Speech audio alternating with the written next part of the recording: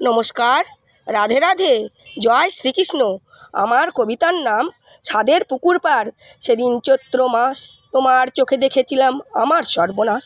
রামনবমী পুজোর তালে, ঢুলি দোলে ঢাকের তালে, মহাসমরয়ে মেলা চলে, হঠাৎ জিহ্বা কথা বলে। পুকুর পাড়টা দেখে মন আনন্দেতে অশ্রু ঝরে। বারবার প্রণাম করে বলতে থাকে খুকি, যদি বিয়ে হতো এখানে প্রতিনিয়ত, স্নান করে হতো জীবন সুখী। যেমনি বলা তেমন কাজ, পুকুর পাড়টা সকাল সাজ ভরিয়ে দিত মন। শান্ত জল বসেও বিরল চেয়ে থাকতো কিছুক্ষণ। সবুজ সিঁড়ি ঘেরা চারি টোপ, সাজের বেলা গোধূলি মেলা, ডানা মেলা পাখির কলরব। একাকিত্ব যার যখন, শান্ত স্রোতে শান্ত মন, বসে রইতাম ঘাসেদের বুকে, বিকেলের গোধূলিতে চেয়ে থাকিতাম পরম সুখে। পুকুর পাড়ে বসে পেতাম মিষ্টি মধুর হাসি, এই আড্ডাটাকে আমি বড় ভালোবাসি। আজ পুকুর ধারে নেই তো ঘাস, নেই তো বসার সাথী, হিংস্র এই জগতে পুকুর পাড় খান খান ভেঙে চুরে হয়ে গেছে মাটি।